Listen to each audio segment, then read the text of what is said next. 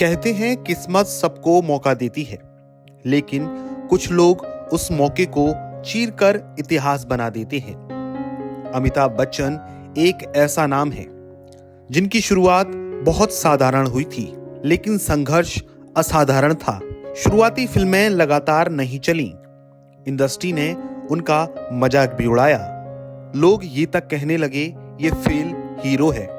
लेकिन जिस दिन एक आदमी का दर्द उसकी ताकत बन जाए, उस दिन इतिहास बदल जाता है। और 1973 में जंजीर ने यही किया। अमिताभ बच्चन की पहली फिल्म आई थी सात हिंदुस्तानी। फिल्म ठीक चली, पर अमिताभ को स्टार नहीं बना पाई। इसके बाद शुरू हुआ असली संघर्ष।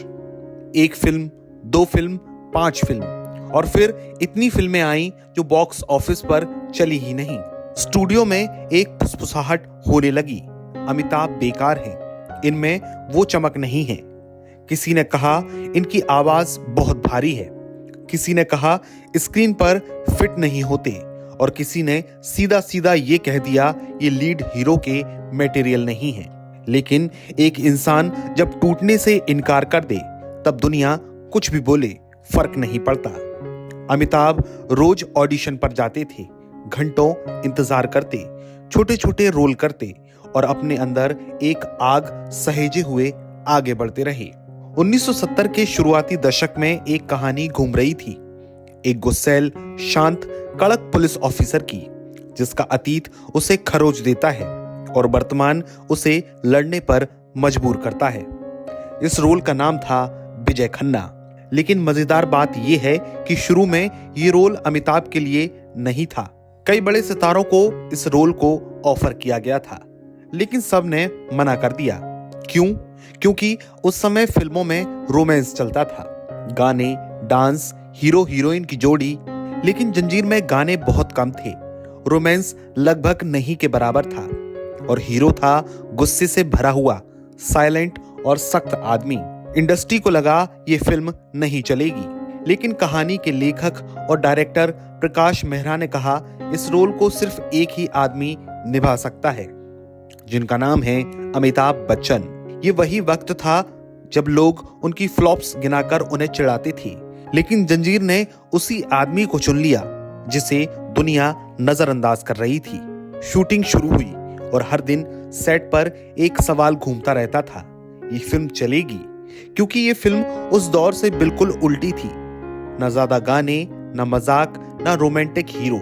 सेट पर अमिताभ शांत रहकर अपने सीन करते थे, और उनके अंदर जमा हुआ सालों का दर्द और संघर्ष उनके हर डायलॉग से निकलने लगा। विजय खन्ना का गुस्सा अमिताभ बच्चन का असली गुस्सा बन गया। 1973 में जंजीर रिलीज हुई। पहले दिन कोई खास भीड़ नहीं आई, लेकिन फिल्म जैसे जैसे आगे बढ़ी, लोग थिएटरों से निकलकर सिर्फ एक ही बात कहने लगे, ये नया लड़का कौन है?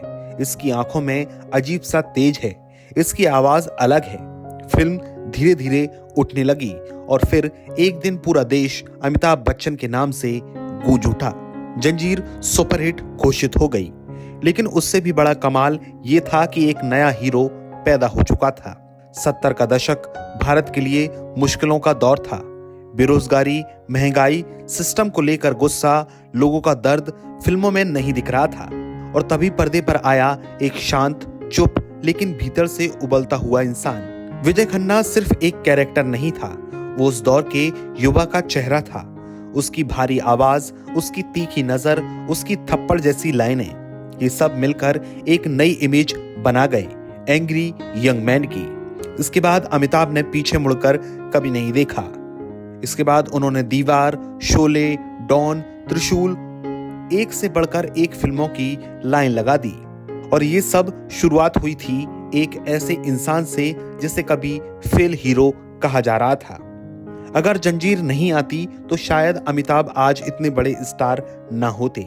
लेकिन ये सिर्फ किस्मत की कहानी नहीं है, ये कहानी है उस आदमी की जो टूटने को तैयार नहीं था, जिसने हर फ्लॉप को सबक बनाया, हर ताने को ईंधन और हर निराशा को ताकत।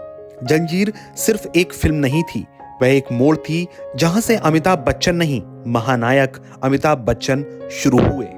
और यही वजह है कि आज भी जब संघर्ष की कहानियां लिखी जाती हैं तो जंजीर और अमिताभ बच्चन का नाम सबसे ऊपर आता है।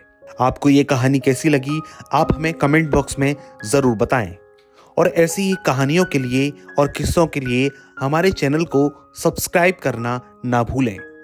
अगर आप ये वीडियो फेसबुक पर देख रहे हैं तो हमारे पेज को ज़रूर फॉलो करें। तब तक के लिए नमस्कार।